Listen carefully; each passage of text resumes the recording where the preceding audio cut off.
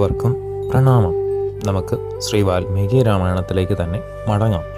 അല്പനേരം മോഹാലസ്യത്തിൽ കിടന്ന അരജവരൻ ക്രമത്തിൽ കൺമേഴിച്ച് ഏറ്റവും ദയനീയമായി ചോദിച്ചു, ഭഗവാനെ, ഇന്ദീവരാക്ഷനായ രാമൻ 16 വയസ്സ് തികയാത്ത എൻ്റെ ഓമനക്കുട്ടി ക്രൂര രാക്ഷസന്മാരോട് എങ്ങനെ യുദ്ധം ചെയ്യും?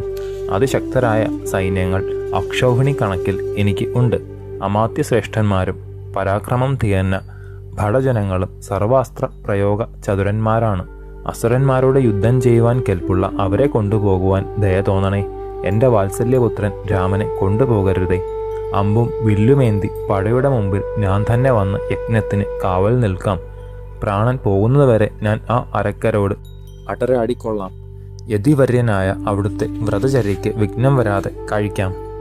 എൻ്റെ വാത്സല്യപുത്രൻ രാമനെ കൊണ്ടുപോകരുതേ. അവിടുത്തെ അനുഗമിക്കുവാൻ ഈ ഞാൻ സദാസമയവും ഒരുക്കമാണ്. വെറും കുട്ടിപ്രായം, അഭ്യാസങ്ങൾ അറിയില്ല, ബലാബലങ്ങളെപ്പറ്റി ഒന്നും നിശ്ചയം ഇല്ല. അസ്ത്രശക്തിയാണെങ്കിൽ ഒട്ടും തന്നെയില്ല. യുദ്ധം ചെയ്ത് പരിചയമില്ല. എൻ്റെ ഓമന മകൻ രാമന് മായാവികളായ രാക്ഷസന്മാരോട് നേരിട്ട് നിൽക്കുവാൻ തന്നെ സാധിക്കുകയില്ല. അത്യുഗ്രരായ ആ രാക്ഷസർക്ക് ഈ കുട്ടിയോ?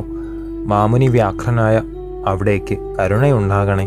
രാമനെ വിട്ടുപിരിഞ്ഞ് ഒരു ക്ഷണം പോലെ ജീവിക്കുവാൻ ഈ വൃദ്ധന് സാധിക്കുകയില്ല. 60,000 വയസ്സെങ്കിലും ചതുരംഗ സൈന്യങ്ങളോടുകൂടി ഇതാ ഞാൻ തന്നെ പുറപ്പെടുന്നു. അവിടുത്തേക്ക് അത്രമാത്രം നിർബന്ധമാണെങ്കിൽ രാമനും എൻ്റെ കൂടെ ഒന്നിച്ചു പോരട്ടെ. അതിവാർദ്ധക്യകാലത്ത് സിദ്ധിച്ച ദിവ്യാനുഗ്രഹമാണ് എൻ്റെ മകൻ രാമൻ. അവനെ അവിടുന്ന് കൊണ്ടുപോകരുതേ.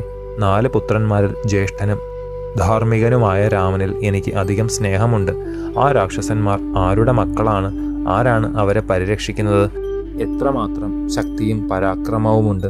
ഭഗവാനെ, രാമനോ ഞാനോ എൻ്റെ സൈന്യങ്ങളോ ആ അരക്കന്മാരോട് അടരാടേണ്ടത് ഏതു വിധത്തിലാണ്? എത്രമാത്രം മായാവിദ്യകൾ അവർക്കറിയാം. മഹാരാജാവിനോട് കൗശികൻ, രാജൻ, പൗലസ്ത്യ വംശജാതനായിട്ട് ഒരു അസുര രാജാവുണ്ട്. രാവണൻ എന്നാണ് അവൻ്റെ പേര്. ബ്രഹ്മാവിൽ നിന്ന് വരങ്ങൾ യഥേഷ്ടം സമ്പാദിച്ച രാക്ഷസേശ്വരൻ 3 ലോകങ്ങളെയും ഉപദ്രവിക്കുന്നു. വിശ്രവസിൻ്റെ പുത്രനും സാക്ഷാൽ വൈശ്രവണൻ്റെ അനുജനുമായ ദശവദനൻ അമിത ബലവാനും അമേയവീരനും അനേക സൈന്യങ്ങളോട് കൂടിയവനുമാണ്. അവൻ്റെ ഉപദ്രവങ്ങളെപ്പറ്റി അങ്ങേയും കേട്ടിരിക്കുമല്ലോ.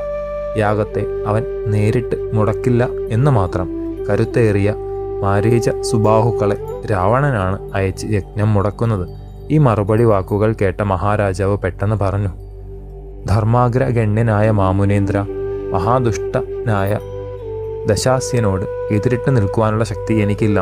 എൻ്റെ ഓമന മകനിൽ ദയ തോന്നണേ. നിർഭാഗ്യവാനായ എനിക്ക് ഈശ്വരനും ഗുരുവും എല്ലാം അവിടുന്നാണ്. ദേവന്മാർ, അസുരന്മാർ, ഗന്ധർവന്മാർ, പക്ഷികൾ, ഉരകങ്ങൾ, യക്ഷന്മാർ തുടങ്ങി എല്ലാവരും ഒന്നിച്ചാൽ കൂടി രാവണനോട് നേരിട്ട് നിൽക്കുവാൻ സാധിക്കില്ല. പിന്നെയാണോ മനുഷ്യപ്പുഴുക്കൾ? വീരന്മാരുടെ വീര്യത്തെ മുഴുവൻ യുദ്ധത്തിൽ നശിപ്പിക്കുന്നവനാണ് ആ നിശാചരേന്ദ്രൻ. എൻ്റെ ഉണ്ണികളോടും സൈന്യങ്ങളോടും കൂടി ആയാലും അവനോടോ രാക്ഷസ സൈന്യത്തോടോ നേരിടുവാൻ കഴിവില്ല.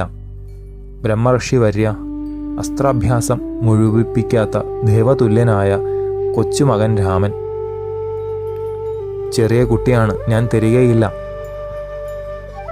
സുന്ദോപസുന്ദന്മാരുടെ തനയന്മാരായ മാരീച സുബാഹുക്കൾ അന്തകതുല്യരാണെന്ന് എനിക്കറിയാം. അവരാണ് അവിടുത്തെ യാഗത്തെ മുടക്കുന്നവർ. പയറ്റിത്തെളിഞ്ഞ ആ മായാവികളിൽ ഒരാളോട് സർവ്വസൈന്യങ്ങളോടും കൂടിയ ഞാൻ യുദ്ധം ചെയ്യാം. എന്തുതന്നെയായാലും രാമനെ ഞാൻ തരികയില്ല. അയോധ്യാപതിയുടെ ജൽപ്പനങ്ങൾ വിശ്വാമിത്ര ബ്രഹ്മർഷിയുടെ പുരികങ്ങൾ വളച്ചു. ഹോമകുണ്ടത്തിൽ നെയ്യ് ഒഴിച്ചതുപോലെ കോപം ആളിത്തുടങ്ങി. അതുല്യമായ ആത്മജ സ്നേഹത്താൽ അക്ഷരങ്ങൾ ഇടറിക്കൊണ്ടാണ് അരജൻ ഇത്രയും പറഞ്ഞത്. എന്നാൽ ബ്രഹ്മർഷി വിശ്വാമിത്രനിൽ അതിരറ്റ കോപം ആളിക്കത്തുകയാണ് ആ വാക്കുകൾക്ക് ഉണ്ടായത്. നെറ്റി ചുളിച്ചുകൊണ്ട് കണ്ണിൽ നിന്ന് തീ പാറുന്നത് പോലെ നോക്കി മാമുനീന്ദ്രൻ തുടർന്നു, ഹേ രാജാവേ, കാര്യമെല്ലാം മുൻകൂട്ടിയേറ്റ് വാക്കുമാറ്റുവാൻ കരുതുന്നുവോ? ഈ രഘുവംശത്തിന് സത്യഭംഗം യോജിക്കുന്നതല്ല. അങ്ങനെയാകാമെങ്കിൽ ഞാനിതാ പോകുന്നു.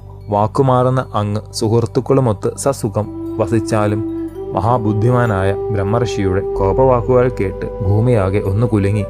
ദേവന്മാർ കൂടി ഭയപ്പെട്ട് വിറച്ചു. ശേഷം ചരിതം നമുക്ക് അടുത്ത ഭാഗത്തിലൂടെ കാണാം. ഗുരുപാദങ്ങളിൽ സാഷ്ടാംഗ പ്രണാമത്തോടെ നമസ്കാരം.